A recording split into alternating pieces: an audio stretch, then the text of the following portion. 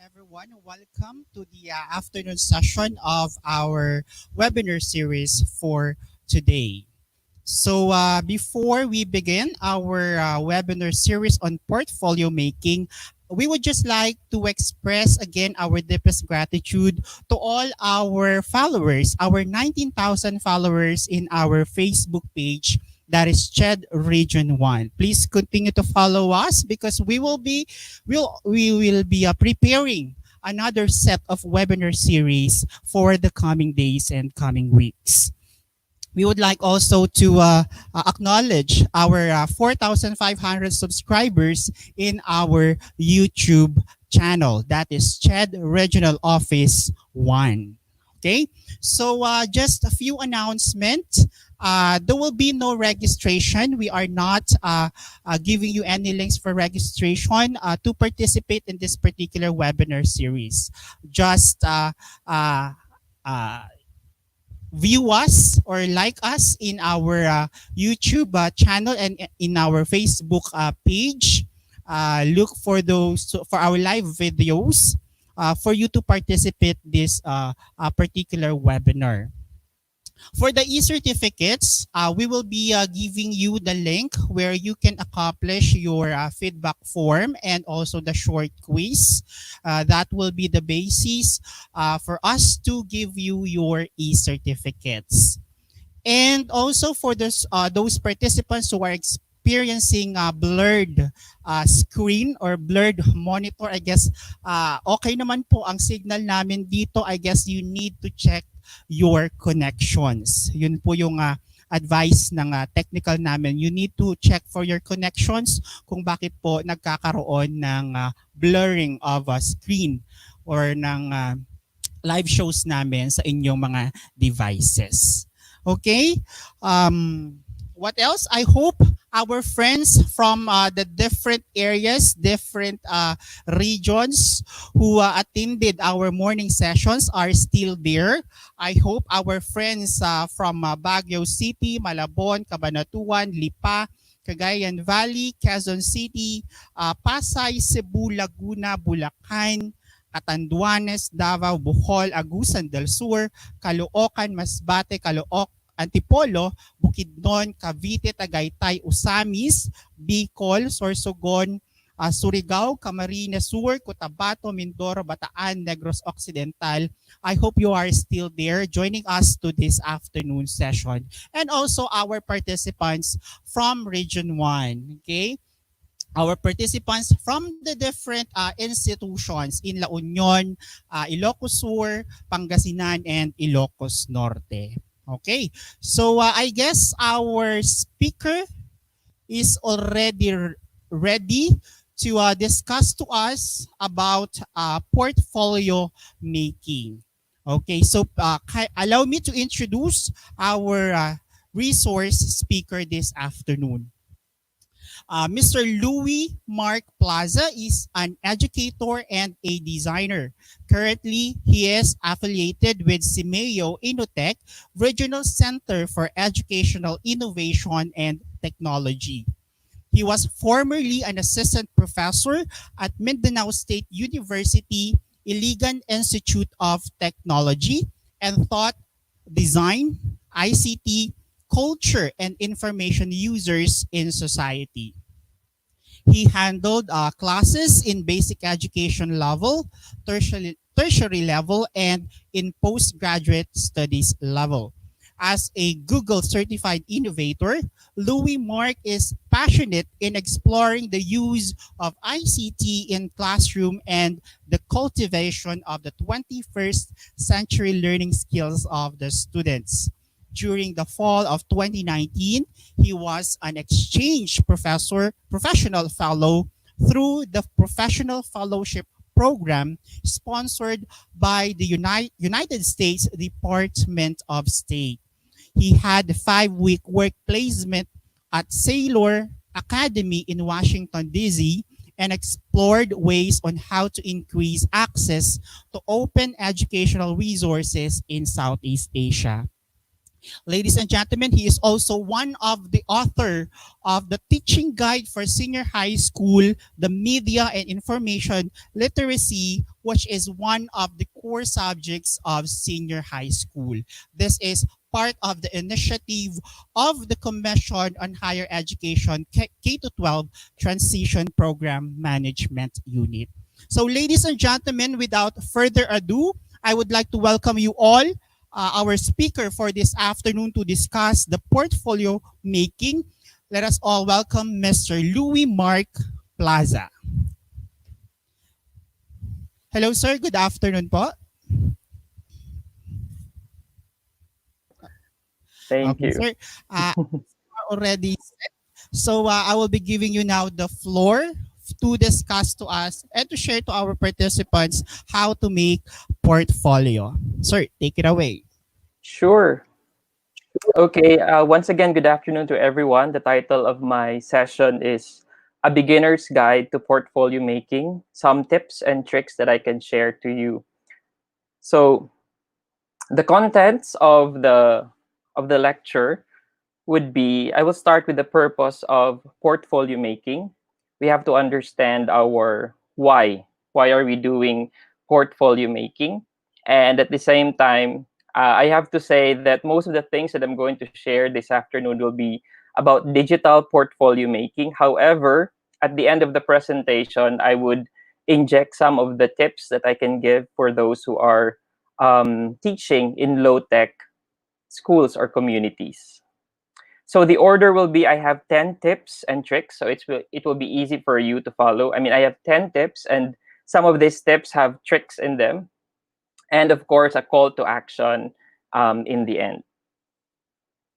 So what's the purpose of portfolio making? There may be various reasons that you have, but I think it's very important that you understand your why. You have to know your why. Why are you doing portfolio making in the classroom?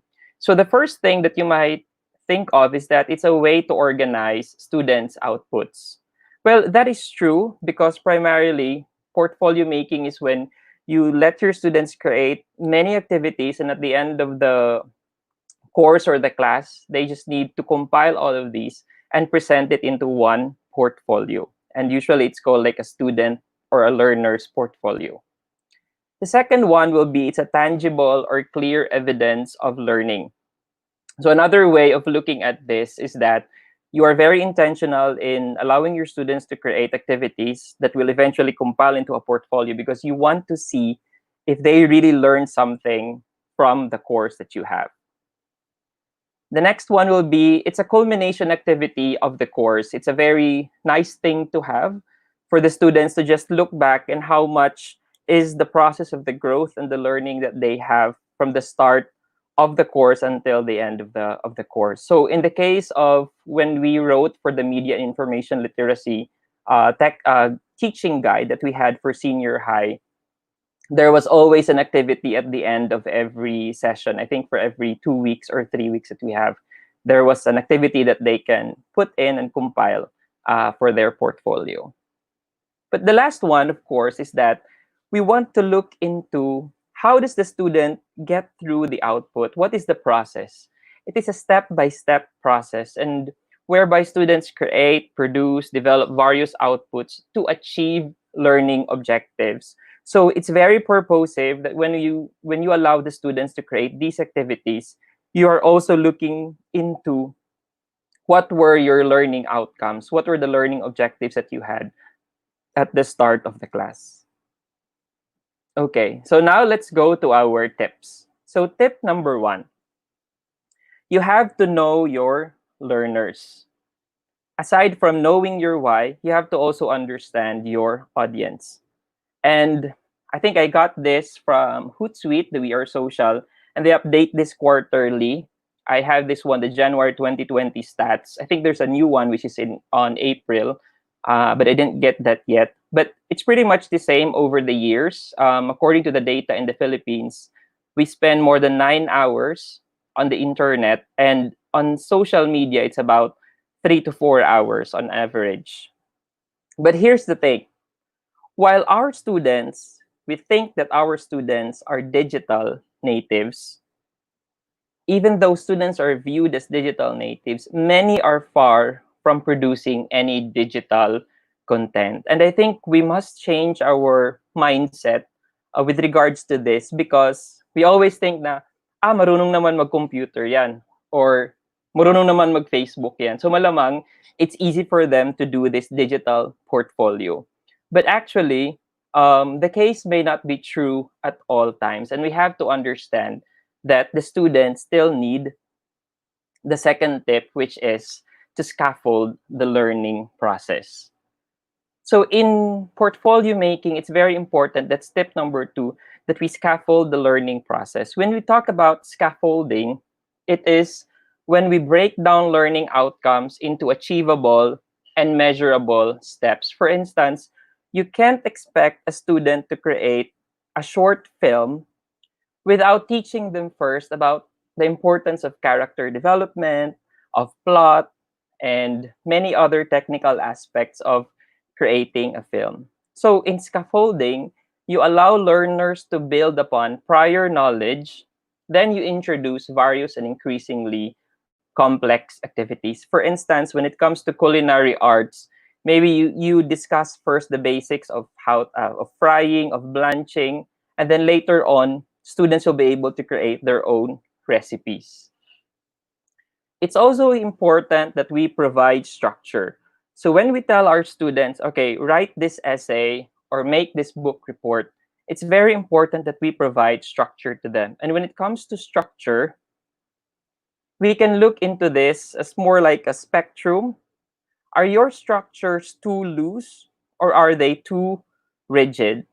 So if you give activities to them and the structure is too loose, learners will find it hard to start or finish the activities. For instance, if you just tell them, okay, create a or show to me a performance of a 12th century dance or something like that. So learners will find it hard to start or finish the activities. Plus, you will be flooded with a lot of questions.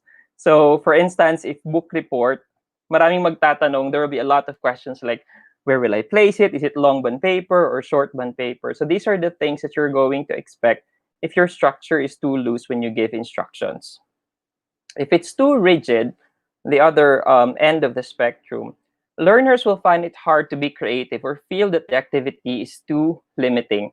Based on my experience, it's very challenging whenever we give out a portfolio, we give out an activity that's part of their portfolio. When we give an activity and we give them an example, chances are that students will create that activity almost the same way that you have given them the example. So we have to be mindful of that as well. Also, if it's too rigid, you will focus more on the policies or format rather than content. So don't be that teacher who's very particular about margin and spacing, because what is more important is their content. So you have to have that perfect, nice balance wherein your structures are not too loose and not too rigid. So the third one is when we add variety. So as I mentioned earlier, um, what I will be what I will be sharing to you is more on digital portfolio. So when we say about add variety, the tendency of teachers when it comes to portfolio making are usually textual. So essay, we always go for essays, reflection papers. So how do we create variation? We can check into these three things. First one is, how will the students reflect on what they learned? How do they present their ideas? And how do they share their stories? So the process now that I'm going to do is, it's really more of show and tell. I'm going to give you some apps, some software, and tell you how you can use them in the classroom.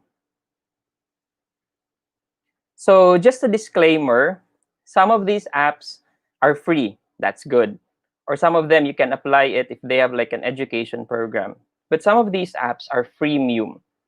So freemium is when you premium is when you have an app that has like a trial version, or it's free for some. For instance, if it's like a presentation software, you have free 2 slide decks, but the rest of them you have to pay for it. So that's why it's called freemium, because it's free and premium at the same time. Also, these apps are complex. So when we say that these apps are complex, when I suggest these apps to use, for instance, if I say that this app can be used for this, it doesn't mean that that app is only limited to that. It means that there are various things that you can still explore and how the app can be used. Lastly, these apps vary across platforms.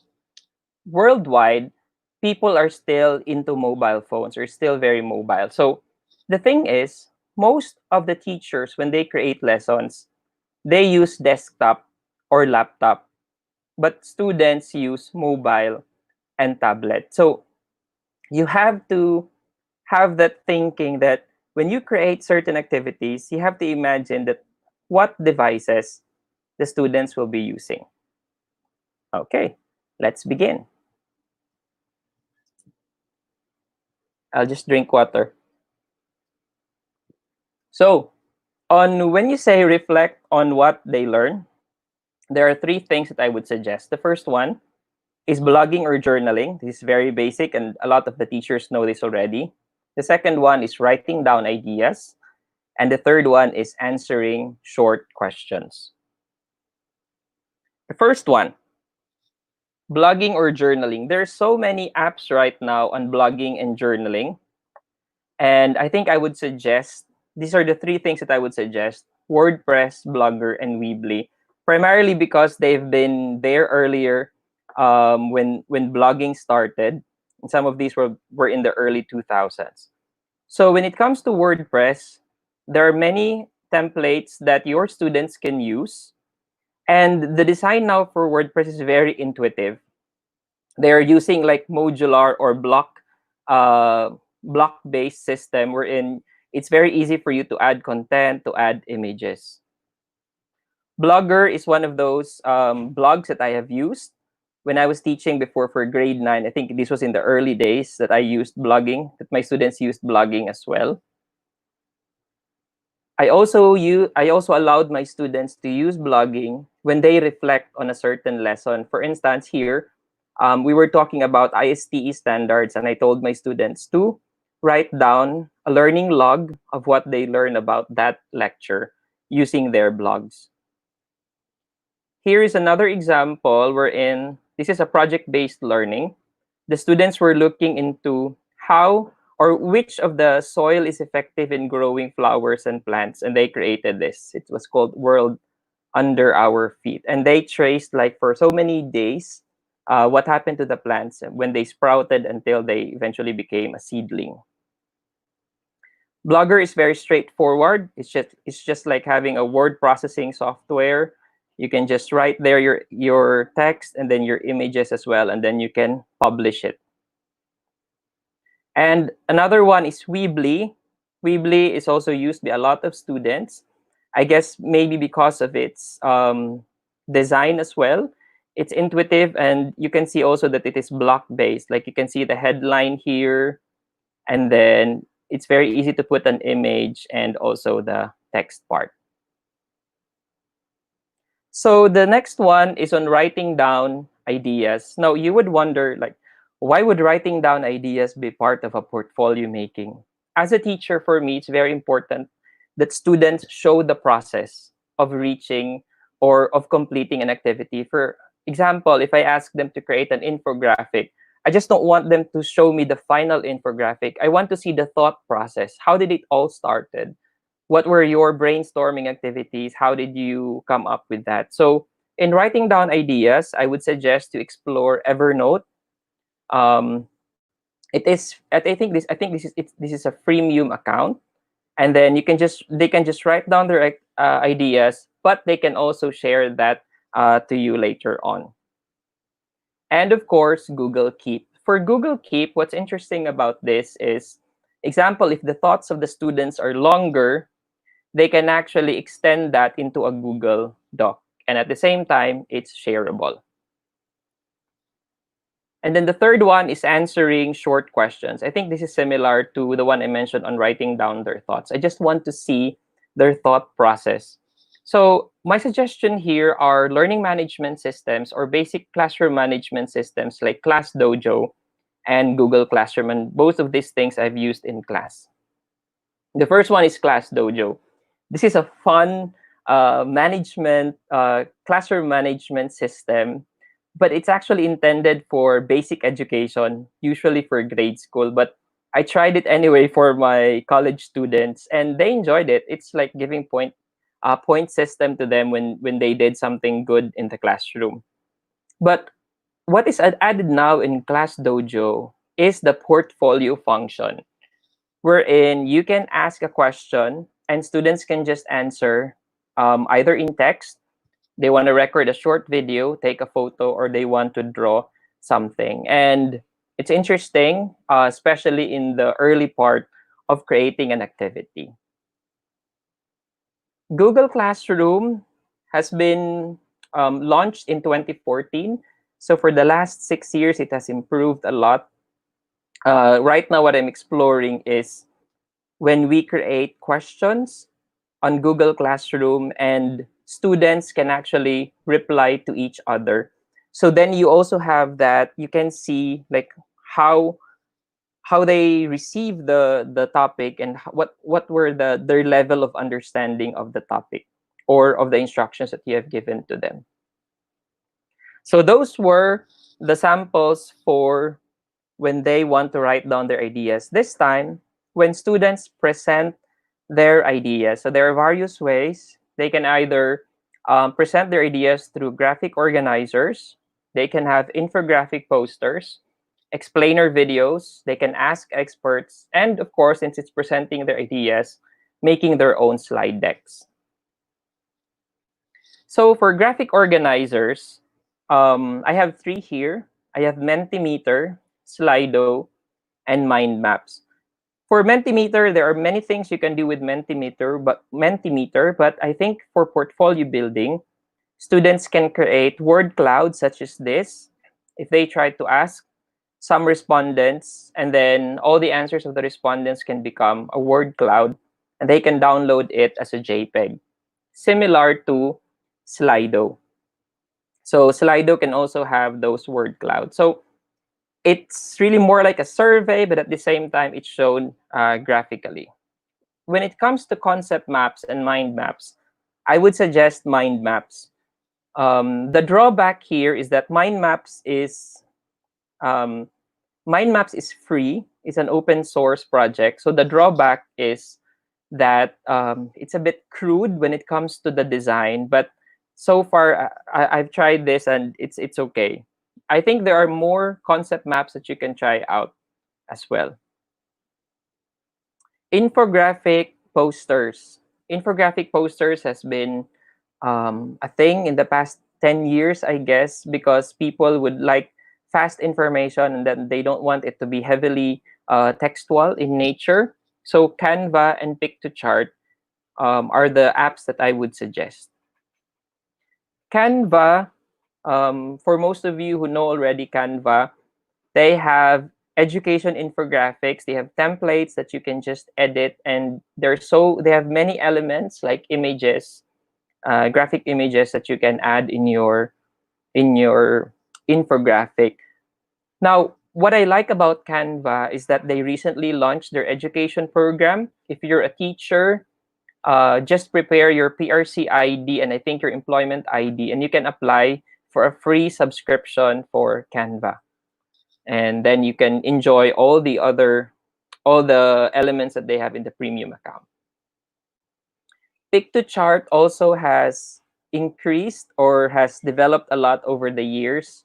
At the start, they were very crude when it comes to having design, but now amazing designs that you can work with when you want to create an infographic. So in the class before, remember this one. This was for my grade 9 students. I wanted them to show about e-waste and how dangerous it is to throw out waste. And I asked them to create infographics for this. Explainer videos, I guess from what the word says, these are really either animation or short clips that the students can create.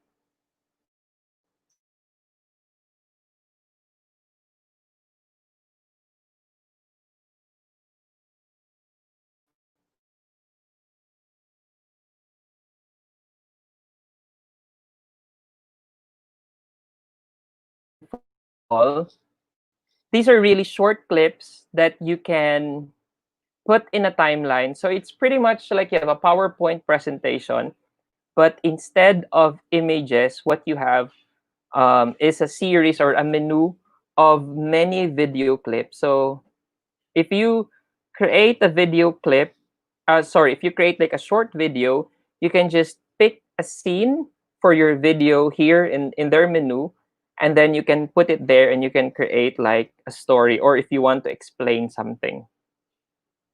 This is the same thing with Powtoon. But I think Powtoon became popular with their whiteboard explainer videos, wherein you just have like a whiteboard and then you use these elements to explain something.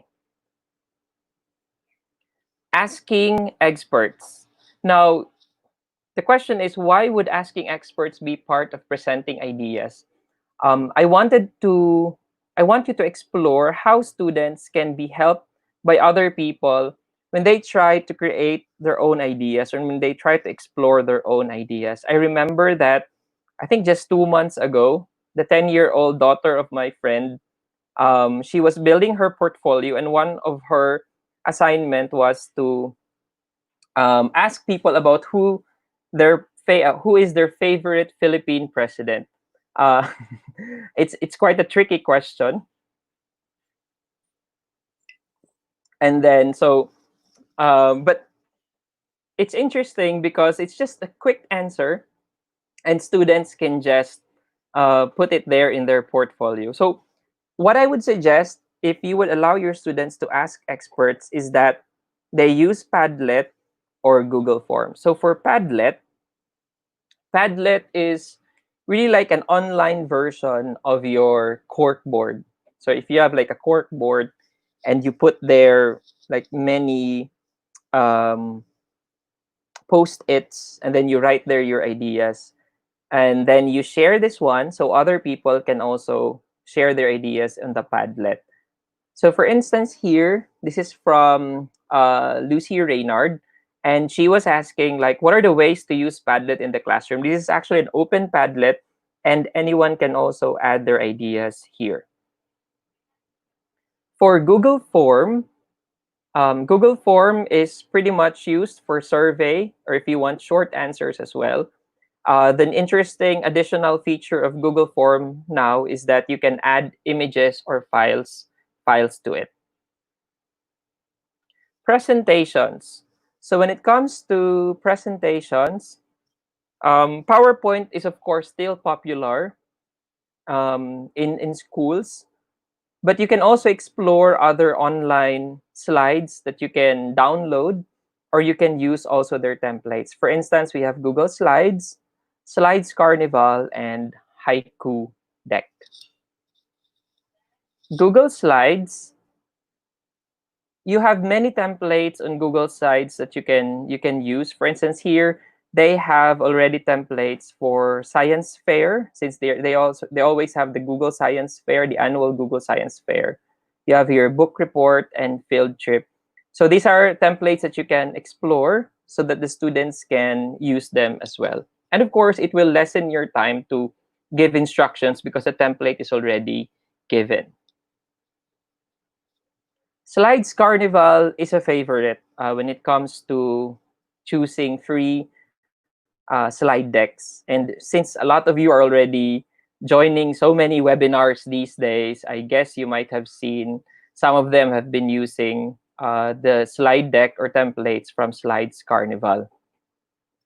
Slides Carnival is good because you can download the template both as a Google Slide document or as a PowerPoint document. Also, when they present their template, it gives you an idea like this presentation is, like for instance, this is a multi-purpose free presentation template. It's elegant and polished and will help you communicate your ideas successfully. So they will also give you suggestions on the templates that you need. So it's either it's formal, it's inspirational, if you want to be creative, if you want to be loud, or if you want to be just minimalist. Haiku deck, not sure if it's very popular in the Philippines, but what I like about Haiku deck is if you've seen those like Apple events and they have these huge screens and then their slides, there's an image and there's just like one word in the middle. This is the intention of Haiku deck, how to simplify slides. So if you're into if you're into the creatives and you want presentations that are not too wordy, I think Haiku deck is for you. So like here, you have an image and then you can just choose a text that you can add to the image. The third point now that you can add variety is when students can share their stories. And there are four things I will talk about here: the collage, the picture stories, the short videos, and audio recording. So for collage, I also use the term mood boards. So for the unaware, mood boards is basically still like your cork board. It became popular because people put these small cork boards in their office and they just put there many things, images, post-its. So mood boards can be used in the classroom as well. For instance, if you want to talk about a certain topic, and students can create their own mood boards. So apps that can be used in creating collage or mood boards is the Google Jamboard and Pinterest. Now, Google Jamboard is actually a device. It's a device made by Google. But if you don't have the Jamboard, you can still use it as an app or a software. It's just like a clean slate, blank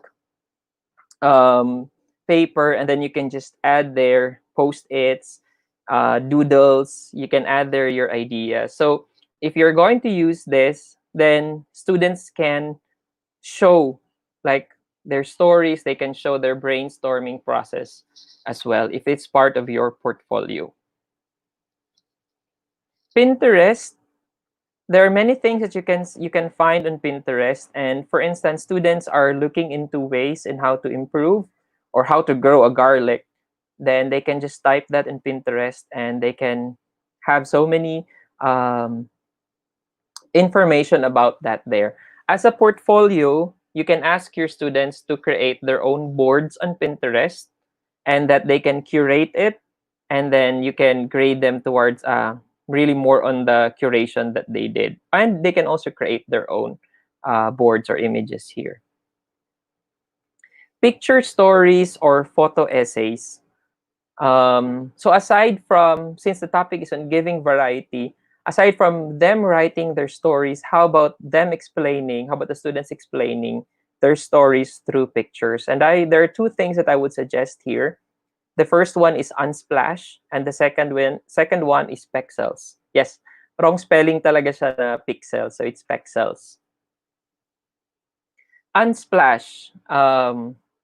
This is quite popular, and a lot of companies actually use this, not just in schools, because these images are CC0 or Creative Commons 0, meaning talagang libre siya.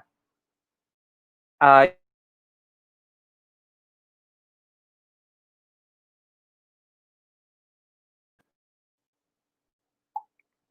this this is a good way for you to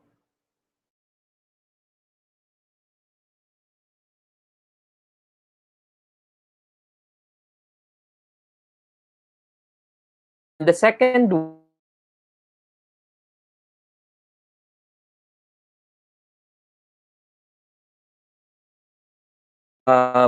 what you do here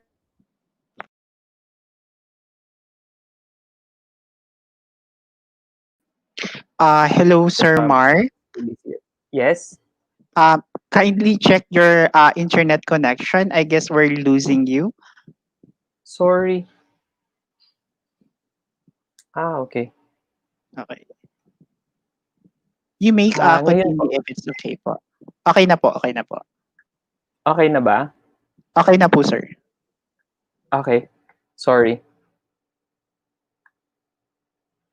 Okay. Sorry for that technical glitch. So we are now on Pexels, and it's pretty much the same with Unsplash.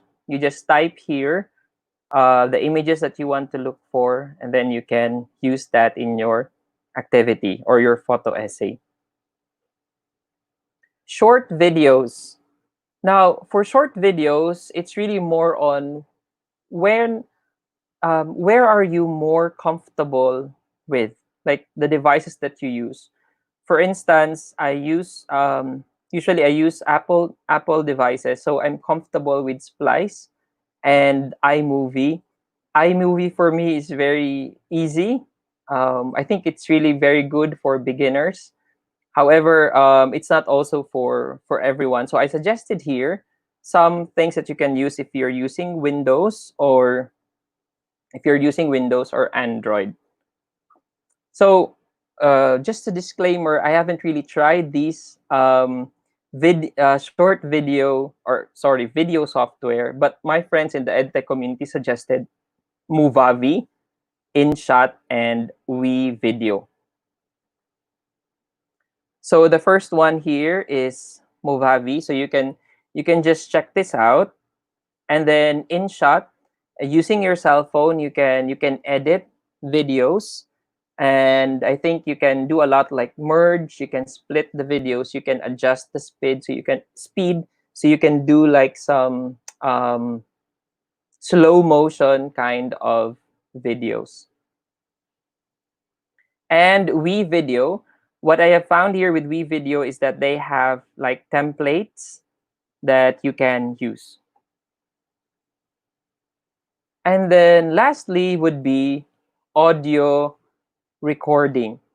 So when it comes to audio recording, what is the intention here is that some students don't like to show their face or don't like to take pictures or to take videos of other people.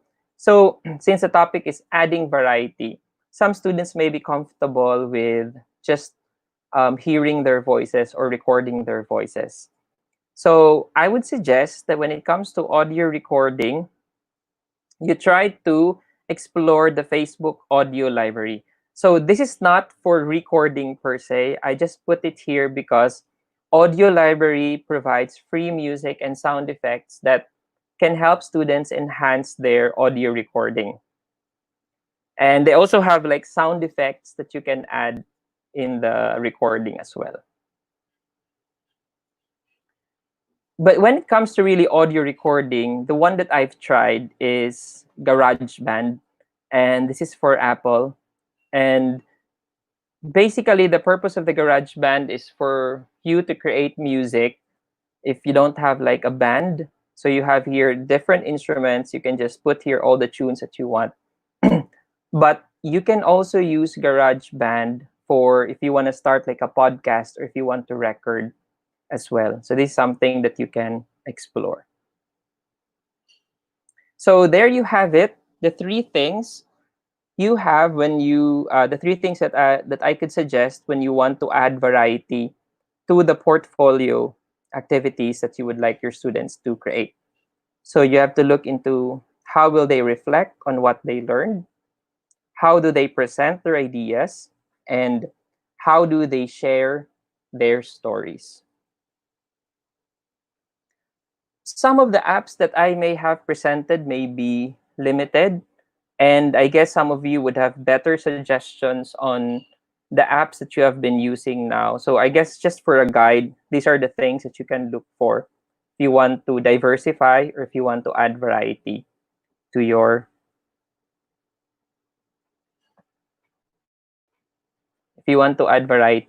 portfolio. Number 4, tip number 4 is for you to provide space or breather for your students. You may be overwhelmed with all those apps that I have shared a while ago. There's a lot of that.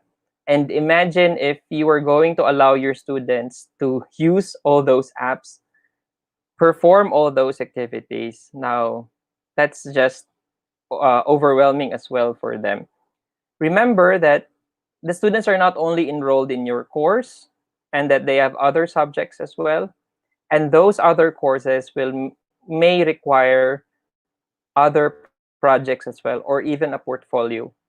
So you have to understand and you have to be intentional in creating space or a breather, like between weeks or between days. Tip number 5 is consider different platforms. I talked about this earlier when we say that the teacher must understand what platforms are available for the students. If they're more of mobile and tablets, then we have to align our activities that is easier for them when they use these devices. Number 6, tip number 6 for me would be to include offline activities. I've been teaching a lot of information technology subjects, but I will always want my students to have activities or part of their portfolio making wherein they don't use devices. So for example, when I ask my students to create a poster, I tell them to go to the park or where there's a shaded area where there are trees, and my students can just bring their notebooks and they can write down their ideas. I think it's very important to add variety as well when you include offline activity. So hindi lahat po digital din ang gagawin natin. Make them play with, crafts. You can use scissors, you can use different craft materials. You can even use post-its and meta cards for them to express their ideas. They can take a picture of that and they can put that in their portfolio. Number 7 is simplify the submission of outputs. If your students have like a lot of activities, if they have a lot of projects to submit, and imagine if they're going to submit that to you through email, how many how many emails are you going to receive in your inbox every day or every week? So I think that when I was teaching, I became smart in the long run to use a platform wherein they can submit their outputs easily. And what worked for me was Google Sites. So for instance, this one, when I was teaching software engineering, my students, as part of their portfolio, they were supposed to submit these things: the prototype, the diagrams, and the project log files. So instead of them sending it to me every week, I just tell them to put it in their site, and then I have like a record of all their sites. And when I say on Friday I need this to be uploaded, so I can check them on Monday or Tuesday. So they don't have to email to me the files one at a time. What's good about Google Sites is that students can collaborate. So if you are having a group work, students can collaborate um, on that project, and they can have they can assign someone to upload the different activities that you ask them to do. Number 8, determine how you will assess the portfolio. And I think the important thing that you should remember here is authentic assessment. I think this morning there were a lot of questions on assessment. And for me, what is important when you assess the portfolio is that you should go back again to your learning outcomes. What are you intending? What is your intention when you started the portfolio making for the students? And by default, people or teachers are going to suggest that rubrics is the way to assess, but I think it's not the only way. You can explore more on other assessment tools that you can use. But what is more important for me is that you communicate the assessment process to them prior to the portfolio making, so that there are no surprises.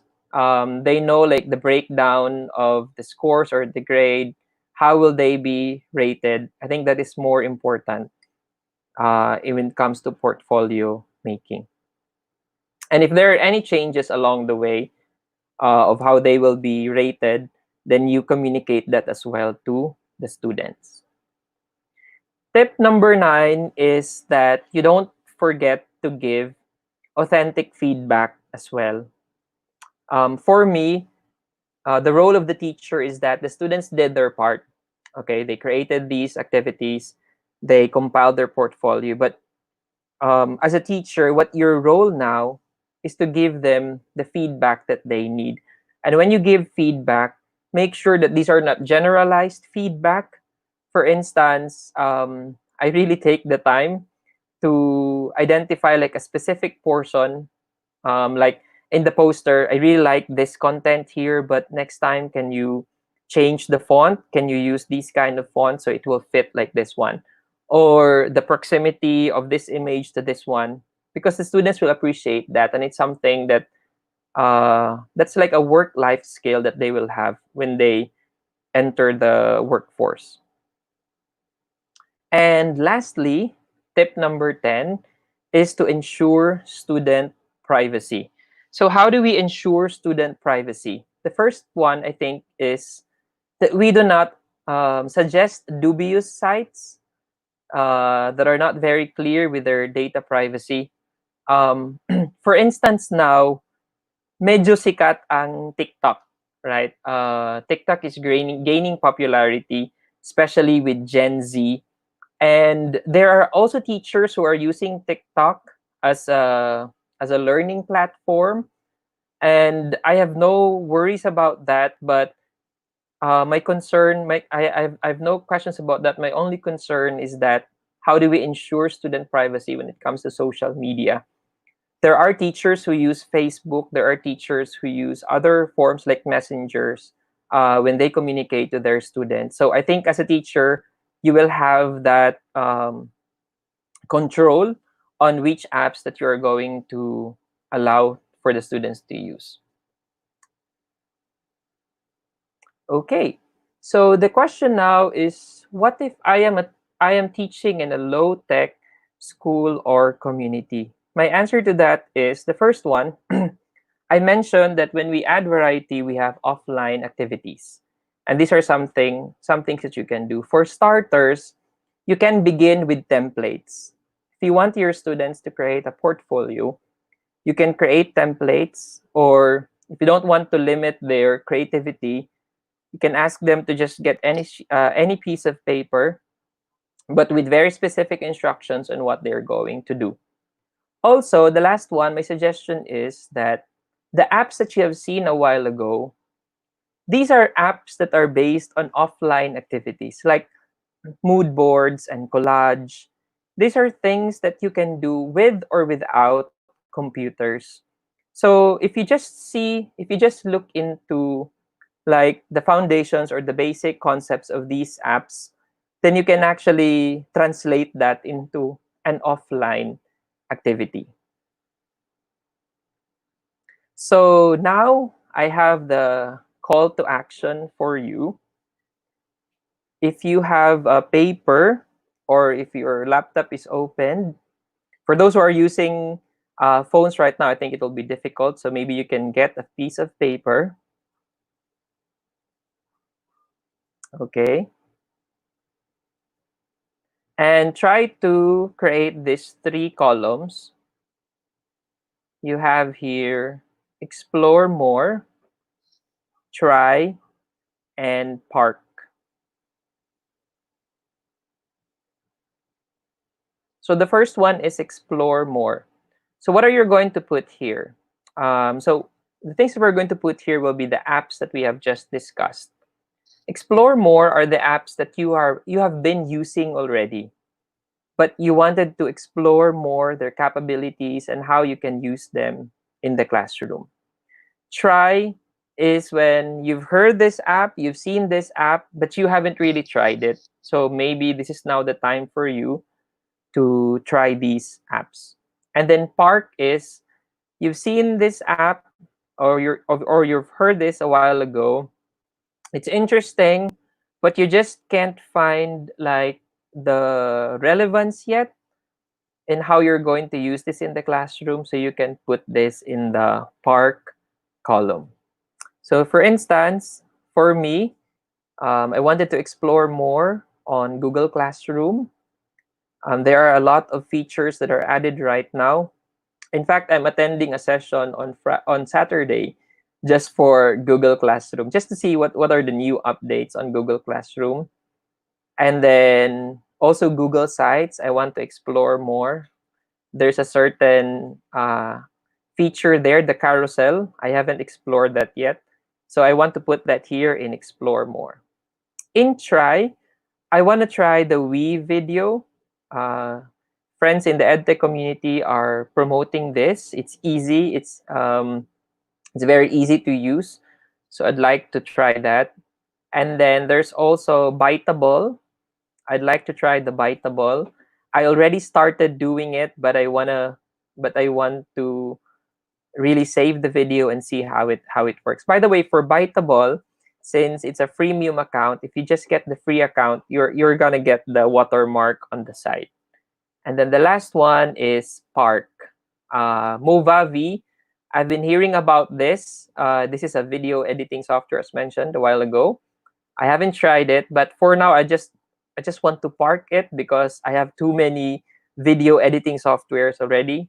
Maybe in the future, if I'll try to explore this, so I'll park it now. And then Slido is something that I'm going to park first. I think I'm okay with Mentimeter, but then again, this is just me, and you can have your own.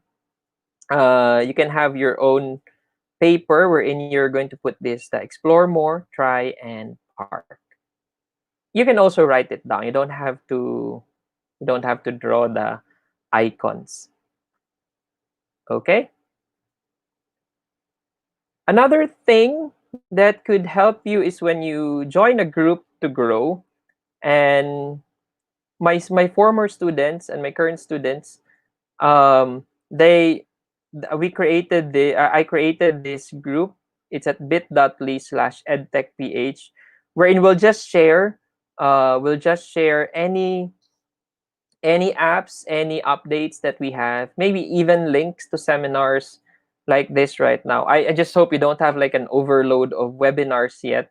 But then if you're really into edtech and you want to explore more devices, or sorry, you want to explore more apps and software, then you can join this group, bit.ly/edtechph. So it's really more an edtech resources for the Philippines. And lastly, I'll just share this picture. Since the title of this session is a beginner's guide to creating portfolio, I don't know at which level you are right now. Maybe some of you have been teaching for 15 years or 10 years, or some of you have been teaching for a year only. But make sure that you remember that the expert in anything was once a beginner. And even when you would think that you are an expert, I think you would keep on growing like this tree here in the picture. And I guess that's it. Thank you very much. All right. Thank Hi, you so Mel. much, Sir Mark. Sir Mark. Hello po. Yeah. Maraming salamat po. Ang dami po pala. Ang dami po kailangan pwedeng gamitin, Oo nga eh. online tools at saka mga Na-overwhelm ka ba? opo. Kasi ang akala po namin ang mga online learning platforms lang, mga Google Classroom, Edmodo, mga Mm. gano'n. But there are also other applications po pala that our Yeah. faculty members and our students can use as we Mm. go over with this particular flexible learning modalities.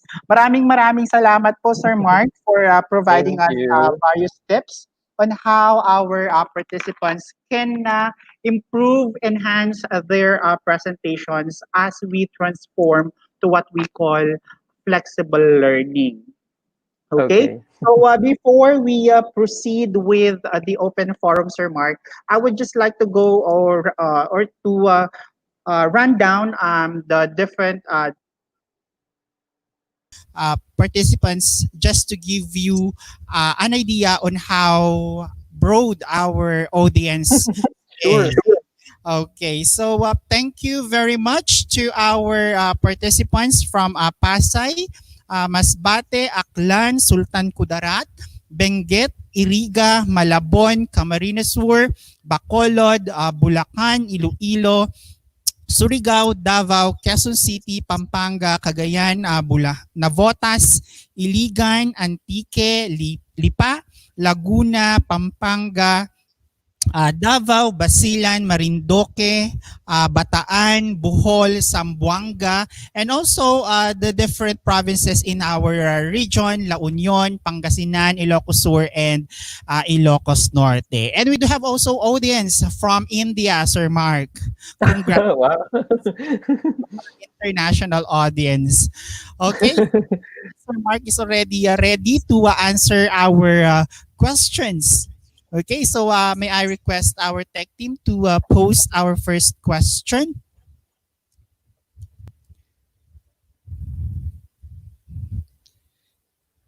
Wala pa ba? Parang wala atang Naku, walang tanong. Walang nagtanong. Maybe na-paralyzed sila sa dami. sila sa dami po ng mga applications na binigay po ninyo. Okay, puro Mm. pasasalamat po yung mga nakikita namin dito sa Facebook. Okay, so I guess eto. This is a question from Mr. Al Cameron Avila. A portfolio is an example of an authentic assessment where it captures the progress of students' achievement due to the limitations on internet accessibility. Some apps for the listed processes for making portfolios may not be visible for remote learning. Should all processes to be used those apps or need to be used those apps, will a removal of using some apps still complete the requirement in writing portfolios? Your opinion to this, Sir Mark? Yeah, and I guess I answered that in the last portion of the slides wherein I made a question like what if they are teaching in a low-tech community or school. The way I presented portfolio is I started with the how. So I placed there 3 suggestions when you add variety. The first one was writing down their thoughts, um, presenting their ideas, and sharing their stories. So I guess that since I placed that first before using the apps, these are concepts that you can still do whether you have internet or not. Like students can still write down their ideas. They can use their notebooks. They can use I think for some schools they use the record books, sir, yung makakapal, yung blue yung cover for students to write down their ideas. They can put their collage there. So I guess we go back to the why, not just automatically going to the apps. I understand that there are really places or areas na hindi talaga accessible sa kanila. Plus, walang devices yung mga students. So go back to those 3 hows na sinabi ko kanina. Thank you, Sir Mark. Another question. This is from Ma'am Jaylene Picar Banyaga. Good afternoon, sir. What are the different techniques and strategies in considering multicultural learning among students in making a portfolio? Thank you. Yeah, interesting. So I guess based on my profile, I have been teaching in Iligan for 12 years. I was based in Mindanao. So Iligan is actually um, a place wherein you have the three people groups. You have the Christians, the Muslims, and the Lumads. For me, the technique that I have been using, or I may suggest, is that you do your research first. If you're going to create a certain activity, you try to look at from the perspective of these three people groups. From my experience, from the three people groups, how are they going to receive that kind of activity? So I think it really has to deal much more of your sensitivity when it comes to multiculturalism. So do your research, and then it's always okay to ask. Like if you have teachers um, who are part of the other people groups, then you can ask them. I do this a lot. Like, how would my Maranao student look at this kind of question? Is this okay? And I can ask like a faculty member who's also a Maranao, and they would appreciate that. It's not something that's derogatory. So do your research and ask some people. Yun po. Okay, thank you so much, Sir Mark. Another question. This question is from Mr. Mark Angelo Riototor. To what extent is the authenticity of an online portfolio? Thank you, sir. Yeah. So that's why I mentioned in the slide with regards to authenticity, I mentioned in the slide that I want to see the process. So for instance, if they come up with a poster, an infographic poster, I have to see the process that they had from the start. Like how did they write down their ideas? How did they do the brainstorming until they have the poster? So for instance, if you want to check the authenticity of the project that they gave, then you can look back to all these processes, and you've seen that, right? Like how come you're submitting to me a poster wherein at the start of the process this was not your idea? And my students are very careful on that. For instance, if they want to pivot, sir, I would like to pivot my idea. I want to do this. And they always express that to me. They want to communicate that, sir, I'm not doing this anymore. I'm doing this now. And I say, okay, but not to surprise you at the end of the on the during the submission, na ibang-iba talaga yung sinubmit nila from what they have started. Okay, thank you so much, Sir Mark. Another question we have. Marami pala. Okay. Marami yung mga questions natin, Sir Mark. I guess they are really interested on what particular online platform or tools that they can use or that they can integrate in their online learning management system. So Yeah. this question is from Sheena May Garcia Miguel. How can we orient the parents to enable them to understand and assist their children in making their own portfolio, but still promotes individual learning on the part of the learner, Sir Mark? This is a nice question, and I guess where Shayna is coming from is maybe she's handling basic ed. The challenge when it comes to portfolio in basic ed is that there is a tendency that it's the parents who create the portfolio and not the student. So I guess what I would say here is the first thing to do is you communicate to the parents. Like, what is the why? Why are we doing this? And at what extent can the students or can the parents help out the teachers? I think the tendency also when parents are the ones who create the portfolio of the students is that the portfolio that was asked by the teacher to create is not in the level of the students. Parang hindi wala sa capacity nila to create that certain product or to create that certain material. So you have to ensure that this activity that you're asking them to do is at their level of capacity. Na kaya nilang gawin yun. I remember there are schools na grade 1 pa lang, pinapagawa na ng PowerPoint yung bata. Ngayon, okay lang naman kung pinapagawa mo siya ng presentation, ng slide presentation, if it was part of your lesson and you really scaffold the process. Pero pag biglang sabihin mo lang na, okay, gumawa ka ng PowerPoint presentation, edi sabihin ng bata sa parents niya, ma, pa, pagawa daw ng ng PowerPoint presentation. So, you have to look into, first thing, how will you communicate the activity to the parents? And the second one, it is in the level or capacity of the students to produce such materials. Okay, thank you so much, Sir Mark. Another question. Parang nahirapan ata yung technical natin. Nako, baka medyo mahaba yung question. Good afternoon. Have you explored the use of Google Sites for e-portfolio? Do you recommend it for higher ed? Thank you. This is from Miss Karen Joy Umila. Yeah, and I guess it was also in the presentation. That's my go-to for e-portfolio. I use Google Sites for my students. But there are various other. I would recommend that because that's what I use. But you can explore other platforms. You can use even Weebly or Wix. You can use WordPress for e-portfolio. Okay, thank you, Sir Mark.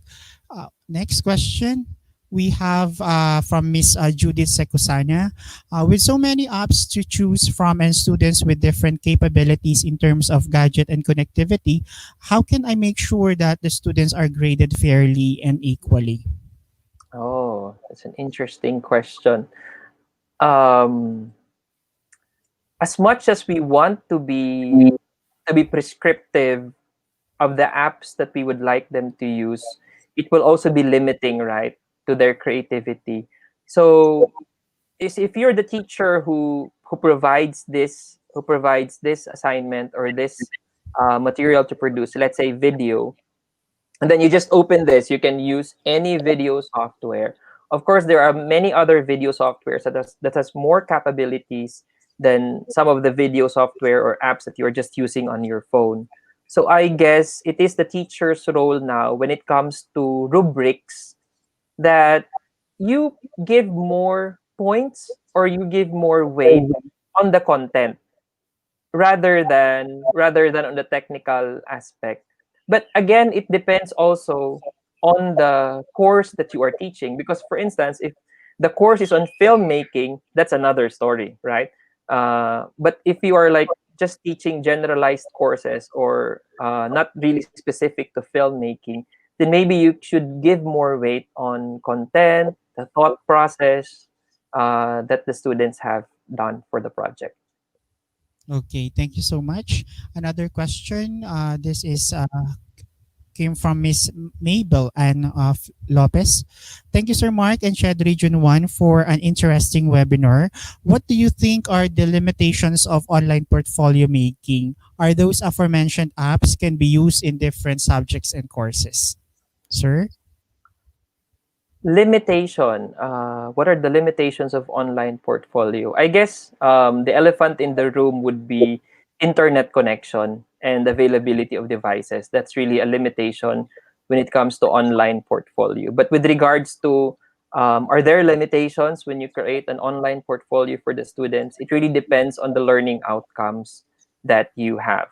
The second question is on how are these apps applicable for other courses?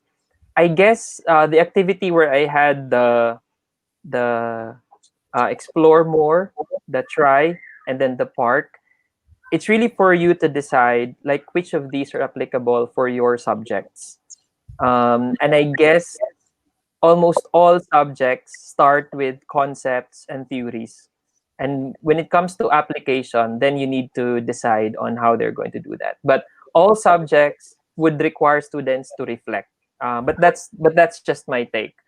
Even if you're teaching physical education, I would like my if I was teaching physical education, I'd like my students to reflect on after, let's say, we have a fitness exam. I want them to write down what is the reflection. Why was I able to do 10 push-ups? So these are things that you can still explore on. Okay, thank you so much, Sir Mark. I guess this is our last question. This is from Okay. Miss Princess Lydia.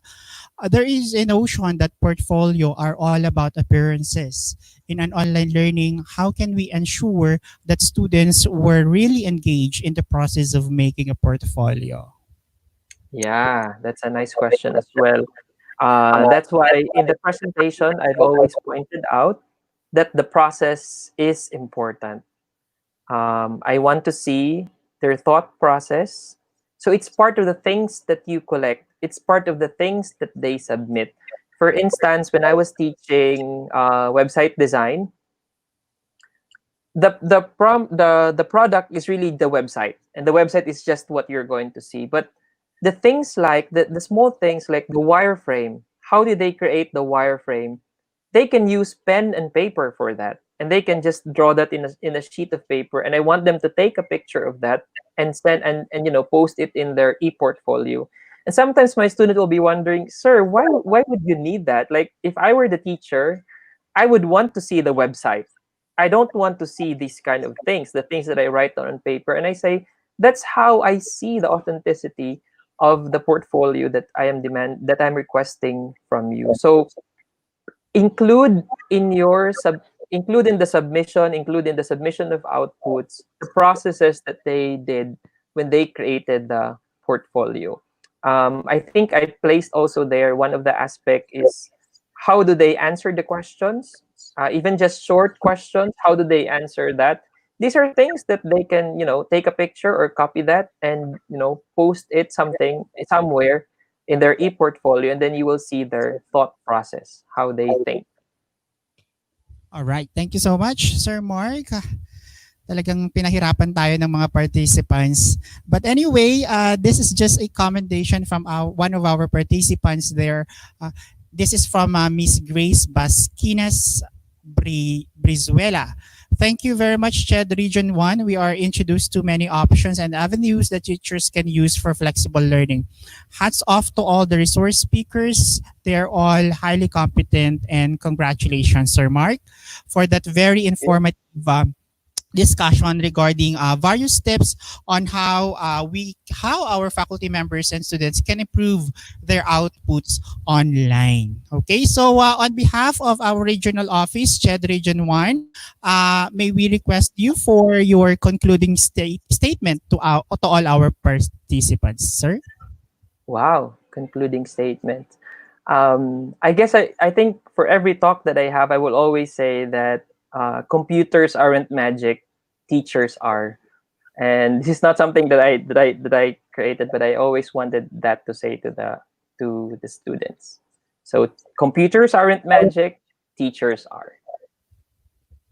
Indeed, teachers are magic. Okay, and they are an important what you call this component in our education system. So once again, ladies and gentlemen, thank you very much to our resource speaker, Mr. Louis Mark Plaza from SEAMEO, INNOTECH, Quezon City. So in behalf of our regional director, Dr. Rogelio Galera, our chief, Dr.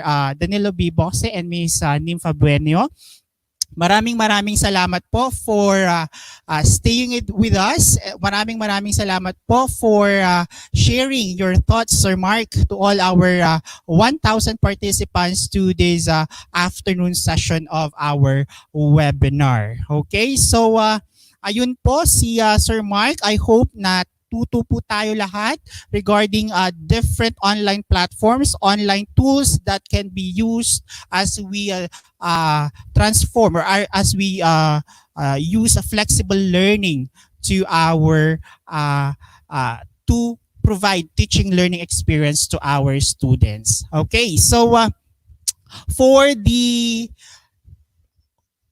feedback form, and in order for you to receive your e-certificates, you can access the feedback form and short quiz at https://bit.ly/ched-s2 session 3. Okay, so that is our link on how you will going to accomplish our online feedback form. Okay? So for the e-certificates po pala regarding our past session last Tuesday, kindly wait lang po. Marami-rami rin po iyon na kailangang numberan ng ating mga technical team at kailangang lagyan ng mga e-signature, okay, ng aming director. Okay, so mag-antay lang po kayo. Don't worry, may database naman po kami. We can track, we know kung sino po yung mga nag-a-attend ng aming mga webinars. Okay? What else? This particular session, all our past sessions, they are all recorded po. Yung mga humihingi po ng mga PowerPoint presentations ng mga speakers, I guess you can go over with the recorded videos. Okay, that can be seen in our social media accounts. Okay, just i-replay nyo na lang po yung mga videos nila. Okay? Okay, so I guess that's the end of our afternoon session. That's the end of our webinar series for this day. Antabayanan niyo po yung mga susunod pa pong mga webinars namin sa darating na linggo. Sana po andyan pa rin po kayo, nakasubaybay. I'm sure there are still a lot of topics that we will be presenting to you next week. Okay, so once again, in behalf of the Commission on Higher Education Region 1, thank you very much for staying with us. This is Mel Ancheta saying thank you and keep safe, everyone.